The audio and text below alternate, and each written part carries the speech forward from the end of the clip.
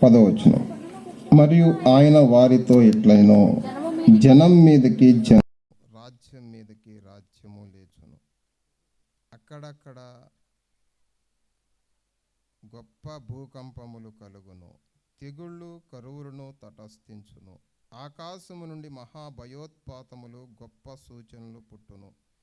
ఇవన్నీ జరగక మునుపు వారు మిమ్మను బలాత్కారముగా పట్టి నా నామము నిమిత్తం మిమ్మను రాజుల యొద్దకును అధికారుల యొద్దకును తీసుకుని పోయి సమాజ మందిరమునకును చెరసాలకును అప్పగించి హింసింతురు. ఇవన్నీ దేనికి? అసలు ఈ తెగుళ్ళు ఎందుకు అంటే, ఈ భూమి మీద మనిషి జీవితం శాశ్వతము కాదు. మనిషి ఇక్కడ కొద్ది కాలమే ఉండటానికి వచ్చాడు కనుక తాను ఎక్కడి నుంచి వచ్చాడు, ఎందుకు చనిపోతున్నారు, ఎందుకు పుడుతున్నారు అనే సంగతి తెలుసుకోవటానికే తెగుళ్ళు. ఈ తెగుళ్ళకు ఇంకొక ముఖ్యమైన కారణం ఏంటంటే ఆయన బిడ్డలైన వారు, దేవుణ్ణి నమ్ముకున్నవారు, బాప్తిసం తీసుకున్నవారు, యేసు ప్రభువే దేవుడని రక్షకుడని తెలుసుకున్నవారు ఇంకా బహులోతుగా దేవుడితో సహవాసం చేసి వారి జీవితంలో దేవుడికి నచ్చని ప్రతి విషయాన్ని త్వరగా సరిచేసుకోవటానికి శాంపిల్ గుర్తు. ఎందుకంటే దేవుడు త్వరగా రాబోచున్నాడు కనుక ఆయన పిల్లలైన వారు త్వరగా సిద్ధపడటానికి సింబల్ అన్నమాట, గుర్తులు అన్నమాట ఇవన్నీ. కనుక ఈ భూమి మీద పుట్టి ఇక్కడేదో సంపాదిద్దామని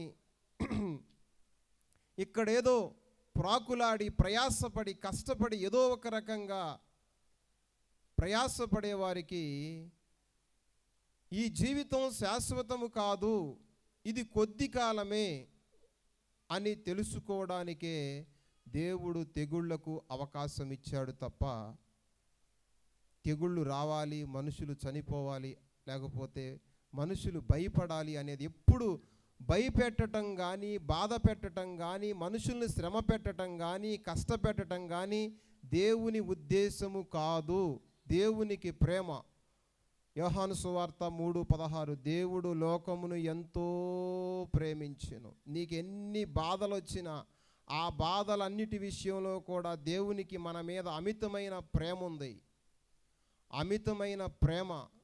కాబట్టే ఆయనకి మన మీద ప్రేమ ఉంది కాబట్టే పరలోకాన్ని వదిలిపెట్టి మట్టిలోకి వచ్చి మనుషుల చేత ఉమ్మేపించుకుని మనుషులు ఆయన దేహాన్ని చీల్చడానికి ఇచ్చాడు. దేనికోసం అంటే మన దేహం అనేది ఈ భూమి మీద అగ్నిపాలు కాకూడదు. ఈ భూమి మీద మన దేహంతో చేసిన పాపాన్ని బట్టి మనం నరకాగ్ని పాలు కాకూడదు. నువ్వు చూసిన చూపులను బట్టి, ఆశించిన ఆశలను బట్టి, కోరుకున్న కోరికలను బట్టి నువ్వు నశించిపోకూడదు, నష్టపోకూడదని. అయినప్పటికీ కొంతమంది ప్రార్థన చేసినా, బైబిల్ చదివినా, వాక్యం విన్నా, పాటలు పాడినా, ప్రసంగాలు చేసినా, సేవ చేసినా కానీ ఏది ఎందుకు జరుగుతుంది, అందులో దేవుని యొక్క ఉద్దేశం ఏమిటి, దేవుని యొక్క సంకల్పం ఏమిటి అని తెలియకుండా వారి జీవితకాలాన్ని వ్యర్థంగా గడిపేస్తూ ఉన్నారు. వారి ఆయుష్ కాలాన్ని వారు వృధాగా గడుపుతున్నారు. దేవుడిచ్చిన అవకాశాన్ని సద్వినియోగం చేసుకోవట్లేదు. వారి పట్ల దేవుడికి ఉన్న ఉద్దేశాన్ని వారు గ్రహించట్లేదు. ఇంకా బైబిల్ పట్టుకుని కూడా చక్కగా నైస్గా అబద్ధాలు ఆడుతూ, ఇంకా నైస్గా కపటంగా మాట్లాడుతూ, ఇంకా నటిస్తూ, బుద్ధిమంతుల్లాగా భక్తుల్లాగా చక్కగా వేషం వేసుకుని తిరుగుతూ ఉన్నారు సిగ్గు లేకుండా. నీతిహీనులు సిగ్గెరగరంట. చదవండి ఆ మాట. ఎవరు సిగ్గెరగరండి? బైబిల్ పట్టుకుంటున్నావంటే సిగ్గుండొద్దు నీకు. బైబిల్ ఎవరో, అసలు ఎవరిది, ఎందుకు రాశారు, ఎందుకు ఆయన భూమి మీదకి వచ్చాడు, ఎందుకు ప్రాణం పెట్టాడు, ఆయన నిలువెల్లా దేనికి నలిగిపోయాడు ఈ భూమి మీద, సర్వశక్తిమంతుడు ఎందుకు ఉమ్మేపించుకునేంత తగ్గించుకున్నాడు. ఆ జ్ఞానము లేకుండా నువ్వు బైబిల్ పట్టుకున్నా అదొక భయంకరమైనటువంటి ఘోరమైనటువంటి దుస్థితి. అది భక్తి కాదు, అదొక ఘోరమైన దుస్థితి బైబిల్ పట్టుకున్నప్పటికి కూడా. చదవండి. నీతిహీనులు ఆ, ఆ, ఆ, ఆ, ఉమ్, ఉమ్. అయినను నీతిహీనులు సిగ్గెరగరు. నీతిహీనులు సిగ్గెరగరో ఎవరండి? ఆ, ఎందుకు మనల్ని ఈ భూమి మీద దేవుడు బైబిల్ పట్టుకున్న తర్వాత, బాప్తిసం తీసుకున్న తర్వాత ఉన్న జీవితము దేనికి అంటే పరలోక రాజ్యంలో మంచి పొజిషన్ సంపాదించుకోవడానికి. ఏదో ఇక్కడ మనం ప్రసంగాలు చేసుకోవటం, ఏదో పెద్ద పెద్ద మీటింగులు పెట్టుకోవటం, దీని రిజల్ట్ ఏంటంటే మనము ప్రతి వాక్యము విని మన సమస్త ప్రవర్తనలో మార్పు రావటానికి. దేనికంటే పాపం యొక్క ఫలితం ఏంటి, దోషము యొక్క శిక్ష ఏమిటి, అపరాధం యొక్క ఫలితం ఏమిటి? అగ్నిగుండము. అపరాధం యొక్క ఫలితం ఏంటండి? అహంకారం యొక్క ప్రతిఫలం ఏమిటి? అతిశయం యొక్క ప్రతిఫలం ఏమిటి? అబద్ధాల వల్ల ప్రతిఫలం ఏమిటి? అన్యాయంగా డబ్బు సంపాదించడం వల్ల ప్రతిఫలం ఏమిటి? మనం మీటింగ్కి వెళ్ళామంటే ఒక మంచి కాన్సెప్ట్ మనం నేర్చుకోవాలి. చాలామంది బైబిల్ పట్టుకుంటారు, ప్రార్థనకు వస్తారు, సరసాలు మానరు, చెడు ఉద్దేశాలు మానరు. ఎందుకండి? ఎంత ఘోరమైన దుస్థితి అది. నువ్వు ఎందుకు బైబిల్ పట్టుకున్నావో దానివల్ల జరిగే నష్టం ఏంటంటే, బాధ ఏంటంటే నీవు చెడతావు, 10 మందిని చెరుపుతావు. ఎందుకంటే ఇంతే కదా, బైబిల్ పట్టుకుంటే ఏముంది, పెద్ద విషయం ఏముంది, ఇంతేగా ఇంతే వెళ్తున్నారు, చూస్తున్నాంగా, వాళ్ళ బతుకులు చూస్తున్నాంగా. బైబిల్ పట్టుకున్న వాళ్ళ బతుకులు చూస్తున్నాం కదండి, చూడట్లేదా? ఏమండి? బైబిల్ పట్టుకున్న వాళ్ళ బతుకులు చూస్తున్నాంగా. వాళ్ళకి ఎంత భయం ఉందో, ఎంత ఆలోచన ఉందో, దేవుడంటే ఎంత ఆసక్తి ఉందో, ఎంత పద్ధతిగా వారు మందిరానికి వెళ్ళి వాడి సమస్త ప్రవర్తన విషయంలో వారు చక్కగా దేవుడి దగ్గర పశ్చాత్తాపడుతున్నారో, వారి దినదినము ఎంత మార్పు చెందుతున్నారో చూస్తున్నాం కదండి. కనుక దయచేసి పరీక్షించుకోండి, పరిశీలించుకోండి. ఎవరిని ఎవరు మోసం చేయరు, కానీ ఎవరిని వారే మోసం చేసుకుంటారు. ఎవరిని వారే. బైబిల్ పట్టుకున్న తర్వాత మన సమస్త ప్రవర్తనలో గనక మార్పు రాకపోతే, నువ్వు ఎన్ని సంవత్సరాలైంది బైబిల్ పట్టుకుని కాదు, ఎన్ని సంవత్సరాలైంది నువ్వు ప్రార్థన చేయటం ప్రారంభించని కాదు. చెప్పగలవా? నేను ప్రార్థన చేసి ఇంతకాలం అయింది, నేను ప్రార్థన మొదలుపెట్టి ఇదిగో ఈ తప్పుడు జీవితాన్ని మానుకున్న, ఈ అబద్ధాలు మానుకున్న. కటిక అబద్ధాలు కదండి ప్రార్థనకు వచ్చి మాట్లాడేది, కటిక స్వార్థపరులు కదండి. ఎందుకు ఉపయోగం? ఎవరిని బాగు చేయటానికి నువ్వు వచ్చేది? నీ వల్ల ఇంకో 10 మంది చెడిపోతున్నారు. ఎందుకంటే ఇంతేనేమో ప్రార్థన అంటే ఇంకా అని తప్పిపోతూ ఉన్నారు, తొట్టిల్లిపోతూ ఉన్నారు. నిన్ను చూసి ఇంకా నిర్భయంగా తిరుగుతున్నారు, భయం లేకుండా బతుకుతున్నారు, బాధ లేకుండా బతుకుతున్నారు. అమ్మో, పాపం చేస్తే ఇంత ఘోరమైన ఫలితం అంట, ఇంత ఘోరమైన శిక్ష అంట, అగ్నిగుండం అంట. అందుకని వాళ్ళు ప్రతి చిన్న తప్పుని చక్కగా సరి చేసుకుంటున్నారు. అసలు కొంతమందిని చూస్తే బైబిల్ పట్టుకోవాలని కూడా అనిపించదండి.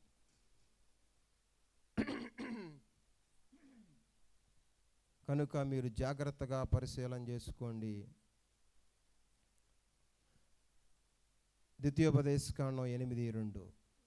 ఎందుకు భూమి మీద ఉంచుతున్నాడు? అసలు ఎందుకు తెగుళ్ళకు అవకాశం ఇస్తున్నాడు? ఎంత ప్రేమ అండి ఆయనకి. నువ్వు ఎన్ని తప్పులు చేసినా ఎందుకు నీకు అవకాశం ఇస్తున్నాడు? భూమి మీద బతికే అవకాశం ఇచ్చాడు. ఇకనైనా ఇప్పుడైనా కనీసం ఈ మీటింగ్ ద్వారా అయినా సరే నీ జీవితానికి ఒక గ్రహింపు వస్తుందేమో, తప్పు తెలుసుకుంటావేమో, పశ్చాత్తాపడతావేమో. ఎన్ని మీటింగులండి, ఎన్ని అబద్ధాలు ఎన్ని మీటింగులు జరిగినాయి, ఎన్ని కూటాలు జరిగినాయి, ఎన్ని ఆదివారాలు జరిగినాయి. ఎంత అబద్ధాన్ని మానుకున్నావు, ఎంత అక్రమాన్ని మానుకున్నావు, ఎంత అన్యాయాన్ని మానుకున్నావు, ఎంత స్వార్థాన్ని మానుకున్నావు. ఎందుకు అసలు మీటింగ్ దేనికి? పని లేక, డబ్బులు ఎక్కువయ్యా?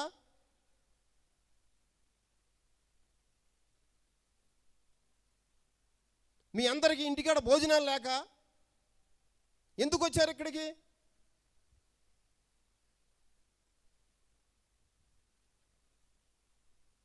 బైబిల్ పట్టుకుని నువ్వు ఇంకా ఏమాత్రం కూడా భయం లేకుండా బ్రతుకుతున్నావంటే చేతులారా నీ జీవితాన్ని పాడు చేసుకుంటున్నావు, మరొకరికి నువ్వు అడ్డుబండగా ఉంటున్నావు.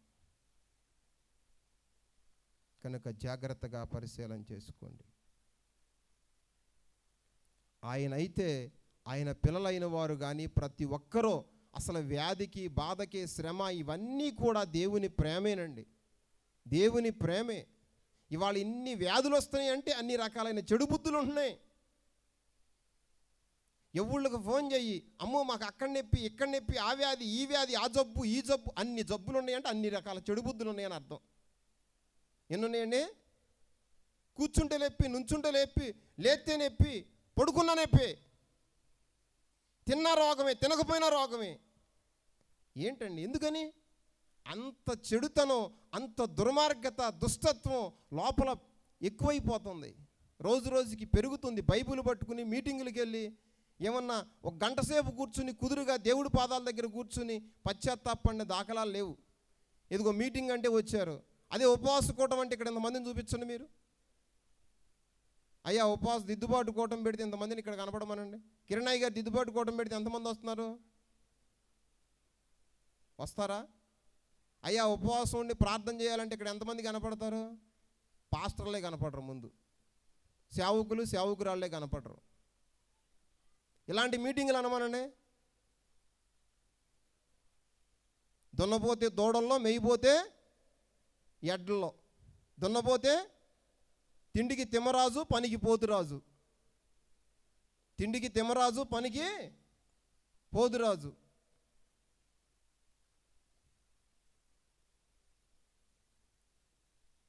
దేవుడు పనివాడు జీతానికి పాత్రుడు.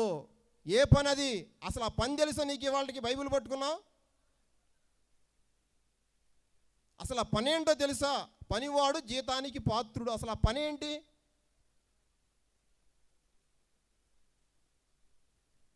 ఏదో బైబిల్ పట్టుకుని అందరికీ చెప్దామనా? దయచేసి జాగ్రత్తగా పరిశీలన చేసుకోండి. దేవుడు ఈ కరువులు, ఈ తెగుళ్ళు, ఈ భూకంపాలు ఆయన పిల్లలైన వారికి మేలు కొలపటానికే. దేనికండి?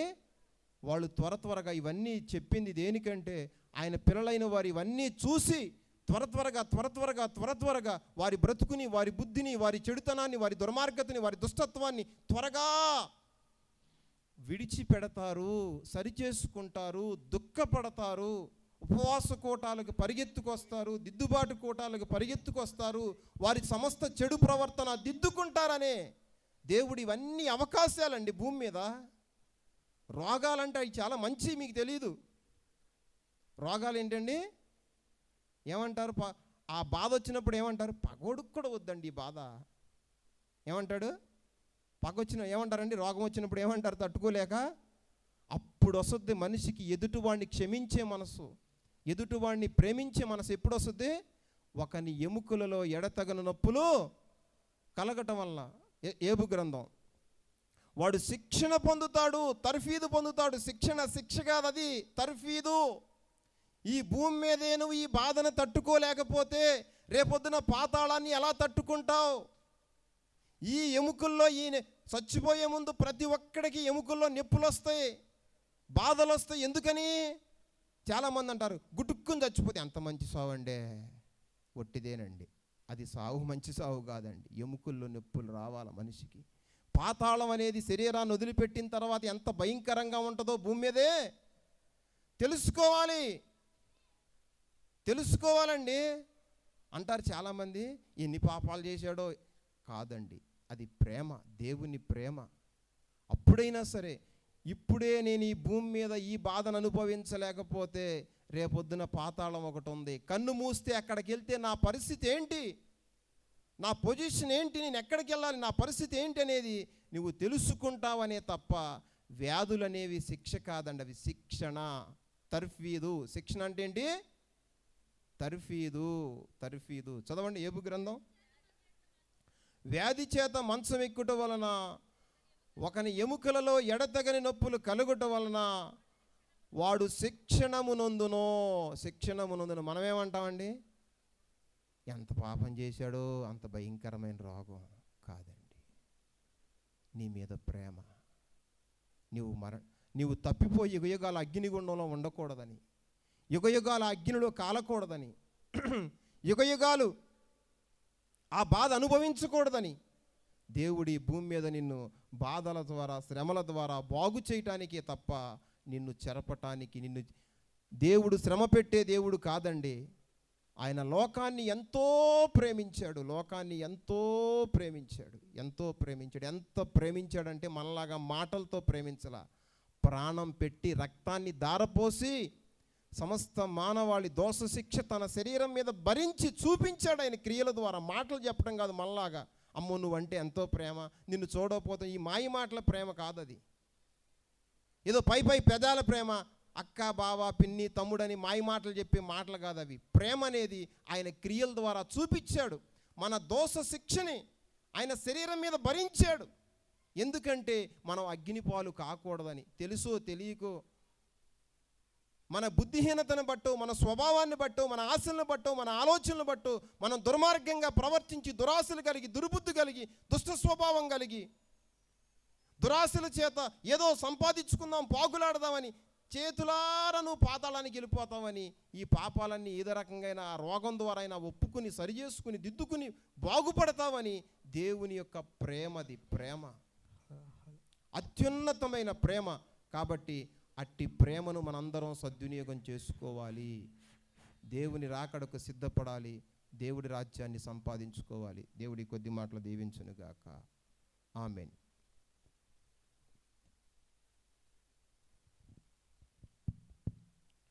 చాలా సంతోషం అండి. ఇప్పటి వరకు చక్కని మాటలు. పాపం గురించి, అసలు బలహీనతలు అనేవి, డిసీజ్ అనేవి, రోగాలు అనేవి ఎలా వస్తాయని ఆలోచించుకుంటూ చక్కని మాటలు, అద్భుతంగా కొన్ని హెచ్చరికలాగా గద్దించినట్టుగా ఉంది. అయితే వాస్తవానికి హెచ్చరికలని చక్కని మాటలు చెప్పి బలపరిచారు దైవజనులు. నతన్య గారి ప్రభు నామమున వందనాలండి. ఇద్దరు పరిచారకులు దయచేసి కానుకల సమర్పణ నిమిత్తం ఇద్దరు రండి. కిషోర్ గారు, కార్తీక్ రావాలి ఇక్కడికి. పాట పాడుకుందాం. కానుకల నిమిత్తం దైవజనులు ఎత్తి దగ్గర వచ్చి ఒక పాట పాడతారు కానుకల నిమిత్తం. దయచేసి భోజనశాలలో భోజనం చేసిన వాళ్ళందరూ కూడా వేగరి మీ స్థలానికి వచ్చి ఒక క్రమంగా మర్యాద కూర్చోవలసిందిగా ప్రభుపేట కోరుకుంటున్నాను. రావాలి. లాస్ట్ ప్రసంగం దేవుని పిలుపు సహవాసానికి అధ్యక్షులు గౌరవ కొన్నాను నాన్నగారికి అద్భుతమైన దేవుని వర్తమానం ఉంది. శ్రద్ధగా వినటానికి సిద్ధపడాలని ప్రభుపేట అందరికి కూడా ఒకసారి మనం చేస్తున్నాను.